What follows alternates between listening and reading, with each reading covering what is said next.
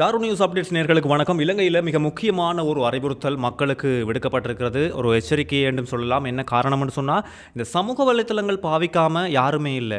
எல்லார்ட்டையுமே WhatsApp இருக்கின்றது. கோல் கதைக்கவோ message பண்ணவோ WhatsApp இருக்குது. அதோட ஃபேஸ்புக், இன்ஸ்டாகிராம், ட்விட்டர், மெசேஞ்சர் என்று சொல்லி நிறைய விஷயங்கள் நாங்கள் பாவிச்சு கொண்டு தான் இருக்கிறோம்.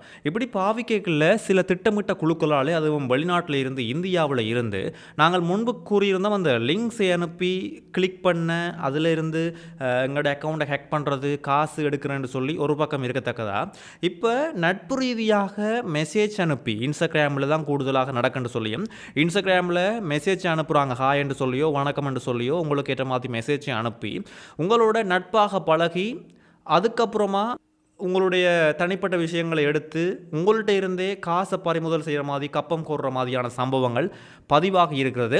எங்கே இருந்துன்னு சொன்னால், கூடுதலாக இந்தியாவில் இருந்து தான் இப்படியா இலங்கையாக்களை டார்கெட் பண்ணி இலங்கையாக்களை குறி வச்சு இப்படி ஒரு பண மோசடி சம்பவம் பதிவாகி வருவதாக இலங்கை கணனி அவசர பதிலளிப்பு மன்றம் இது தொடர்பாக விசாரணையை நடத்தி வருவதோடு மக்களையும் எச்சரிக்கையாக அவதானமாக இருக்குமாறும் அறிவுறுத்தி இருக்கிறது. என்ன நடக்குன்னு சொன்னால், இன்ஸ்டாகிராமில் உங்களுக்கு தெரியும், இன்ஸ்டாகிராம் என்றாலே கூடுதலாக இளைஞர்கள் பாவிக்கிற ஒரு விஷயம். இதில் இலக்கு வைக்கப்படுவதும் இளைஞர்கள் தான், இளைஞர் ஜோதிகள் தான். அப்போ இன்ஸ்டாகிராமில் ரீல்ஸுகள், அதோட ஸ்டோரிஸ், இன்ஸ்டா ஸ்டோரிஸ் என்று சொல்லி ஒரு விஷயங்கள் நாங்கள் எது சம்மந்தமான விஷயங்களை பார்க்குறோமோ அது சம்மந்தமான விஷயங்களை தான் அதுவும் கொண்டு இப்போ இருக்கிற டெக்னாலஜிக்கு ஏற்ற மாதிரி எங்களுக்கு கொண்டு வந்து காட்டி கொண்டே இருக்கோம். இப்போ நாங்கள் சோகமான ஸ்டேட்டஸை பார்க்குறோம், சோகமான பாட்டுகளை பார்க்குறோம், சோகமான ஸ்டோரிஸை பார்க்குறோம்டா அது சம்மந்தமான வீடியோக்கள், அது சம்பந்தமான ரீல்ஸாக வந்து கொண்டிருக்கும்.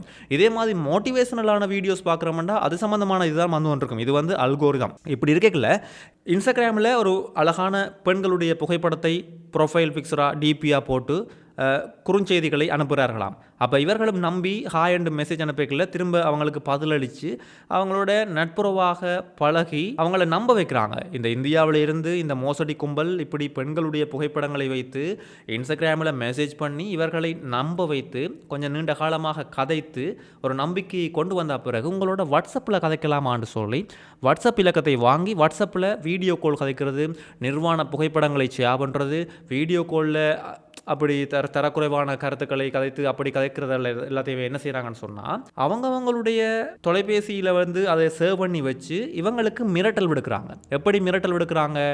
உங்களுடைய சொந்தங்கள், சகோதரங்கள், சொந்தக்காரருக்கே நாங்கள் இதை அனுப்புவோம், நண்பர்களுக்கு இதை அனுப்புவோம், நீங்கள் எங்களுக்கு இவ்வளவு காசு தரணும், 10 லட்சம் ரூபா தரணும், 5 லட்சம் ரூபா தரணும், தெராட்டி இதை நாங்கள் உங்களுடைய சொந்தக்காரர் உறவினர்களுக்கே அனுப்புவோம் என்று சொல்லி மிரட்டல் விட்டு கப்பம் கோரி மோசடி செய்து வருவதாக பரவலாக இப்பொழுது நிறைய சம்பவங்கள் பதிவாகி போலீஸிலையும் முறைப்பாடுகள் பதிவு செய்யப்பட்டதாகவும் இலங்கை கணனி அவசர பதிலளிப்பு மன்றம் தெரிவித்திருக்கின்றது.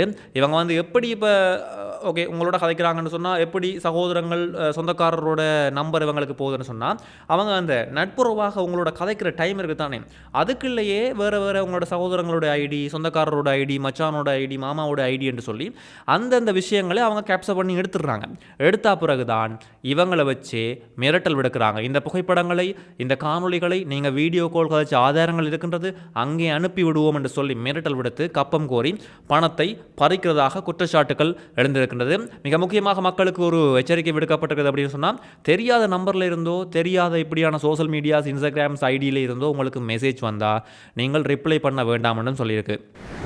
மத்திய சுற்றுச்சூழல் ஆணையம் புதிய சுற்றுச்சூழல் சட்டத்தின்படி ஒரு முக்கியமான ஒரு அறிவிப்பு ஒன்றை விடுத்திருக்கிறது.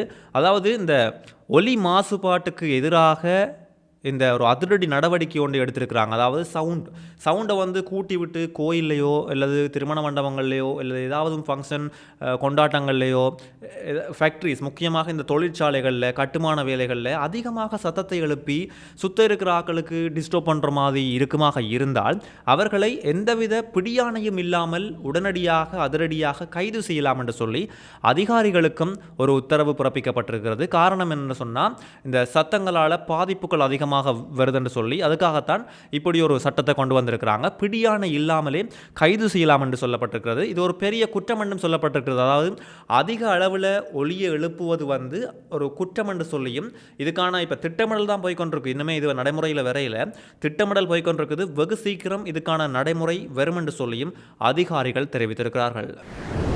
அண்மையில் சிறைச்சாலைகளில் அதிகமாக தொடர்ச்சியாக இந்த கலவரங்கள் நடந்து வரதில் பொரள மெகசின் சிறைச்சாலையில் 6ஆம் திகதி நேற்று முன்தினம் ஒரு உயிரிழப்பு பதிவாகி இருந்தது. 11 பேர் காயமடைஞ்சிருந்தாங்க. இந்த ஒரு உயிரிழந்த நபர் யார் என்று சொன்னால் இப்போ தான் இன்றைக்கு தகவல் வெளியாக இருக்கிறது. கணேமுள்ள சஞ்சீவ என்று சொல்கிற ஒரு பாதாள குற்றவாளியை நீதிமன்றத்தில் விசாரணைக்கு அவர் வரும்பொழுது துப்பாக்கியால் சுட்டு கொலை செய்த நபர் தான் இந்த நபர் என்று சொல்லப்படுது.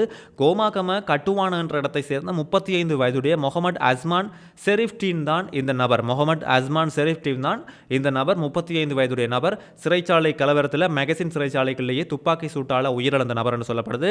கணேமுள்ள சஞ்சீவை நீதிமன்றத்தில் சுட்டுக் கொல்லப்பட்ட அந்த சம்பவத்தில் தொடர்புடையவர், அதாவது துப்பாக்கி சூட்டை உண்டு பண்ணியவதே இவர்தான் என்று சொல்லப்படுது. அதோட கல்கிசையில் இரட்டை கொலை சம்பந்தமான ஒரு சம்பவத்தை மேற்கொண்டிருக்கிறார். நீர்கொழும்புலையும் இரட்டை கொலை சம்பவத்தை இவர் நடத்தியிருக்கிறதாக சந்தேகத்தின் பேரில் கைதாகி இருந்தவர். அதோட முக்கியமாக ஹோமாகம ஹந்தையா என்று சொல்லப்படுகிற ஒழுங்கமைக்கப்பட்ட குற்றவாளியோட மிக நெருங்கிய தொடர்புலையும் அவரோட ஒப்பந்த துப்பாக்கிதாரியாகவும் இவர்தான் செயல்பட்டுள்ளார் என்றும் இப்பொழுது அம்பலமாகி இருக்கிறது. காலி, அம்பாறை, நீர்கொழும்பு, கோமாகம என்று பல நீதிமன்றங்களையும் இந்த நபருக்கு எதிராக வழக்குகளும் பதிவாகி இருந்தமையும் குறிப்பிடத்தக்கது. இலங்கையில் புதிய பாஸ்போர்ட் ஒன்று அறிமுகப்படுத்தப்பட்டது. அந்த பாஸ்போர்ட்டால் ஒரு முன்னாள் அமைச்சரே இப்போ ஒரு சிக்கலுக்கு உள்ளாக்கி இருக்கிறார், மாட்டியிருக்கிறார் என்று சொல்லி ஒரு எதிர்க்கட்சி சேர்ந்த எம்பி பாராளுமன்றத்தில் தெரிவிச்சிருக்கிறார்.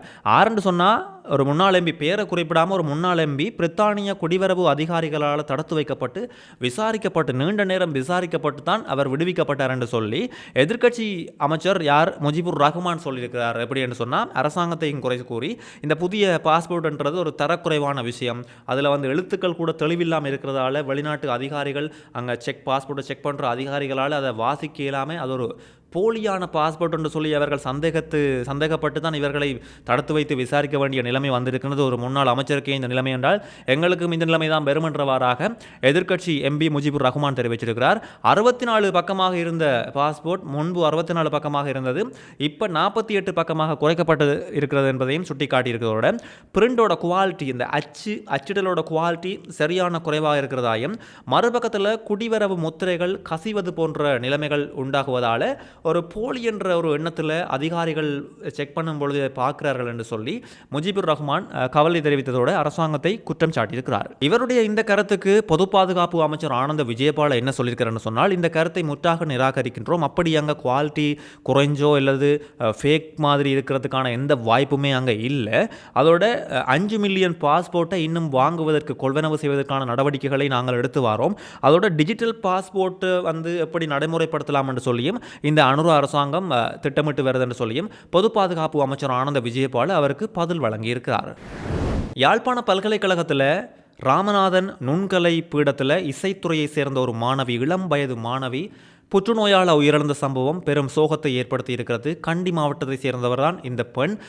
கொழும்புல வைத்தியசாலையில் அனுமதிக்கப்பட்டு சிகிச்சை பெற்று வந்த நிலையில் தான் இவர் உயிரிழந்திருக்கிறார். 27 வயதுடைய இளம் பெண் என்று சொல்லப்படுது. அவர்களுடைய மாணவர்களை தாண்டி ஒரு இலங்கையை அதிர்ச்சிக்குள்ளாக்கி இருக்கிறது. காரணம் 27 வயதுடைய இளம் மாணவியின் உயிரிழப்பு. உரிமம் இல்லாமல் SLS தரச்சான்றிதழ் இல்லாமல் ஒரு உற்பத்தி திகதி கூட அடிக்கப்படாத நிலைமையில் டின் ஃபிஷ் கைப்பற்றப்பட்டிருக்கிறது. பெரிய ஒரு பாரிய தொகை டின் ஃபிஷ் கைப்பற்றப்பட்டிருக்கிறது. அதாவது டின் மீன் 15 லட்சம் ரூபாய் பெறுமதியான டின் மீன்கள் தான் இப்படி பறிமுதல் செய்யப்பட்டதோட அதை விநியோகித்த அந்த கம்பெனி நபர்களும் சந்தேக நபர்களும் கைது செய்யப்பட்டிருக்கிறாங்க.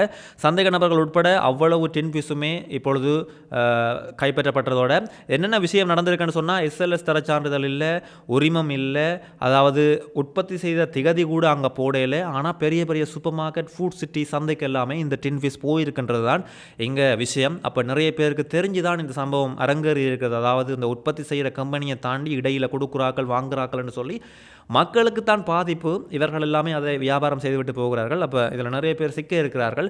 இது ஒரு சிறந்த ஒரு நடவடிக்கைன்னு சொல்லலாம். இப்படி நிறைய சம்பவங்கள் இலங்கையில் நடக்கும்.